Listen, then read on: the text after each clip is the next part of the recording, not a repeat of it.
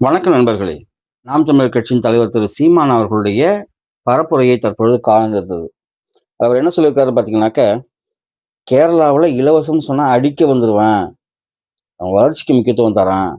திராவிட கட்சிகள் இலவசங்களை அறிவித்து, அறிவித்து நாட்டை வீணாக்குறாங்க. அப்படின்லாம் அவர் சொல்லியிருந்தார். எனக்கு ஒரு டவுட். அப்ப கேரளாவுல இலவச திட்டங்களே இல்லையா? இலவசங்கள் அறிவிக்கப்படுவதே கிடையாதா? இந்த ஒரு சின்ன சந்தேகத்தோட இந்த 2026 தேர்தல் அறிக்கையில அங்க இருக்கின்ற அந்த 3 கட்சிகளும் என்ன வாக்குறுதிகளை கொடுத்திருக்கிறாங்க? இதுவரையில் அங்க என்ன மாதிரியான இலவசங்கள் நடைமுறையில் இருக்கிறது? இல்ல ஒருவேளை அவர் திரு சீமான் அவர்கள் சொல்வது போல எந்த விதமான இலவசங்களும் அங்க இல்லையா? அப்படின்ட்டு தேட ஆரம்பிச்சேன். ம்ஹ்ம். அங்க இலவச அரிசி வழங்கப்படுகிறது. அங்க முதியோருக்காக இலவச உதவித்தொகைகள் வழங்கப்படுகின்றன. இலவசங்கள் அங்கு இல்லாமல் கிடையாது. என்ன தமிழ்நாடு மாதிரி பல இலவசங்கள் அங்கு இல்லைங்கிறது தான் உண்மையை தவிர, இலவசங்களே இல்லை என திரு சீமான் அவர்கள் சொன்னது முற்றிலும் தவறான ஒன்று. பொதுவெளியில தன்னுடைய கருத்துக்களை ஆணித்தரமாக வைக்கக்கூடிய ஒரு தலைவர், தான் பரப்புரையில் ஈடுபடுவதற்கு முன்பு தான் கூறுகின்ற கருத்துக்களை ஒரு முறைக்கு இருமுறை சரிபார்த்துக் கொள்வது நலம் என்று நான் நினைக்கின்றேன்.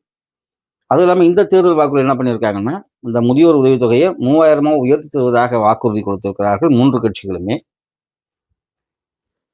அதில் ஒரு கட்சி மாநிலம் முழுவதும் அரசு போக்குவரத்து கழகங்கள் இலவச பயணம் அவங்களும் அறிவிச்சிருக்கிறாங்க. அம்மா உணவகங்கள் போல் மலிவு விலை உணவகங்களை திறப்பதற்கு வாக்குறுதி கொடுத்திருக்கிறார்கள். இதெல்லாம் இலவசமாக தெரியவில்லையா?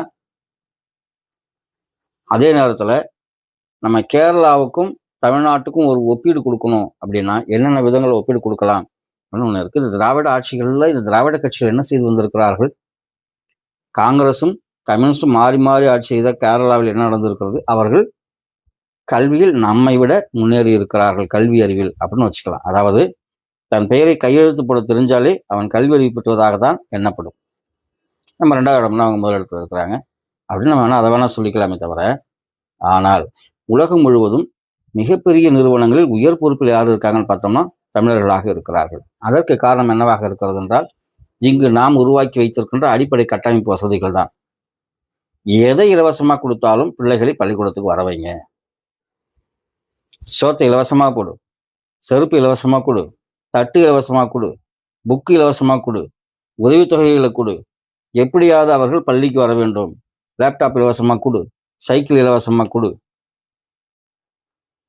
எதையாவது கொடுத்து கண்டிப்பாக அவர்கள் பள்ளிக்கு வர வைக்க வேண்டும். தனியார் கல்லூரிகள் படிக்கிறார்களா, அவங்களுக்கு கல்வி கடன் உதவிகளை அளியுங்கள். உடனே சொல்லுவாங்க, கல்வி இலவசமாக கொடுங்க. கல்வி இலவசமாகத்தான் கொடுக்கப்பட்டு கொண்டு இருக்கிறது.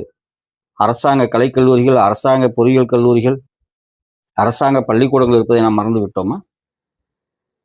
இங்கு தனியார் அடிக்கின்ற கொள்ளைகளுக்கு நாம் துணை போய் கொண்டு இருக்கிறோம். மாடு மேய்க்கிறதெல்லாம் அரசாங்க வேலையாக்குகிறோம் அப்படின்னு திரு சீமான் அவர்கள் சொல்வது வரவேற்கத்தக்கது. விவசாயத்தை அரசாங்க தொழிலாக்குகிறோம் என்று சொல்றது வரவேற்கத்தக்கது. பிற பிள்ளைகளுக்கு அந்த அறிவுரைகளை கொடுத்து விட்டு தன் பிள்ளையை இன்டர்நேஷனல் பள்ளிக்கூடத்தில் படிக்க வச்சுட்டு இருக்காருங்கிறதா உண்மை. அதற்கு முன்னுதாரணமாக என்னுடைய பிள்ளையையும் நான் மாடு மேய்க்கத்தான் அனுப்ப போறேன், என்னுடைய பிள்ளையையும் நான் விவசாயம் செய்யத்தான் அனுப்ப போறேன் அவர் சொல்லியிருக்காரான்னு கேட்டால் இல்லை. ஆயினும் அவர் சொல்லியிருக்கின்ற அந்த கருத்து சரிதான். யார் யாரெல்லாம் விவசாயத்தை எடுத்து செய்கிறார்களோ அது அரசு வேலையாக பார்க்கப்படட்டும். யார் யாரெல்லாம் விரும்பி மாடு மேய்ப்பதை ஒரு தொழிலாக செய்கிறார்களோ அது அரசாங்க வேலையாக பார்க்கப்படட்டும். அதை நாம் வரவேற்கிறோம். அதே நேரத்தில் மாடு மேய்க்க போ, விவசாயத்துக்கு போ, ஆனா என் பிள்ளை இங்க இருப்பான். இந்த ஹிந்தி எதிர்ப்பு போராட்டத்தில் சொல்லுவாங்க, அவங்க பிள்ளைங்களாம் ஹிந்தி படிச்சிருச்சு உங்களை படிக்க விடலன்ட்டு. தேவை இருப்பவர்கள் கற்றுக்கொள்கிறார்கள். இங்க திணிப்பு தான் பிரச்சனை, படிக்கிறது பிரச்சனை இல்லை. சரி, நம்ம மடை மாற்ற வேண்டாம். திரு சீமான் அவர்கள் கூறிய கூற்றுப்படி இலவசங்கள் இல்லையா அப்படின்னு ஒரு கேள்வி வச்சோம்னா, இலவசங்கள் எல்லா இடத்துலையும் இருக்கு. யார் இலவசம் தரல அப்படின்னு பார்த்தோம்னா, யாரெல்லாம் இலவசம் தர முடியாத அளவிற்கான நிதிநிலை வைத்திருக்கிறார்களோ அவர்களால் முடியவில்லை. மற்றபடி நம்முடைய தமிழகத்தில் எத்தனை தொழில்துறை நிறுவனங்கள் இருக்கின்றன என்று பாருங்கள். எத்தனை அரசு கலைக்கல்லூரிகள், எத்தனை அரசு பொறியியல் கல்லூரிகள், எத்தனை அரசு மருத்துவக் கல்லூரிகள் இருக்கிறது அப்படிங்கிறத பாருங்க. இதையெல்லாம் உருவாக்கி இந்தியாவிலேயே முதன்மையான ஒரு மாநிலமாக இருக்கிறது என்றுதான் நாம் கூற வேண்டுமே தவிர, இது கீழ்பட்டு போனது என்று சொல்வதெல்லாம் தவறான ஒரு வாதமாகத்தான் இருக்கும். கேரளாவில் இலவசங்கள் இல்லை என்று திரு சீமான் அவர்கள் கூறிய கருத்து முற்றிலும் தவறானது, பிழையானது.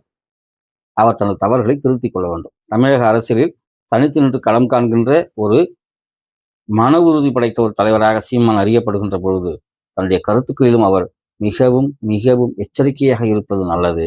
இன்றைய காலகட்டங்களில் எங்க என்னென்ன இருக்குங்கிறத மிக சுலபமா நம்ம தெரிஞ்சுக்க முடியும். அதனால திரு சீமான் அவர்கள் கூறிய இந்த கருத்து தவறானது. கேரளாவிலும் இலவசங்கள் அறிவிக்கப்பட்டிருக்கின்றன. கேரள தேர்தலிலும் இலவச வாக்குகளை நம்பிய கட்சிகள் களத்தில் நிற்கின்றன என்பது உண்மை. நன்றி, வணக்கம்.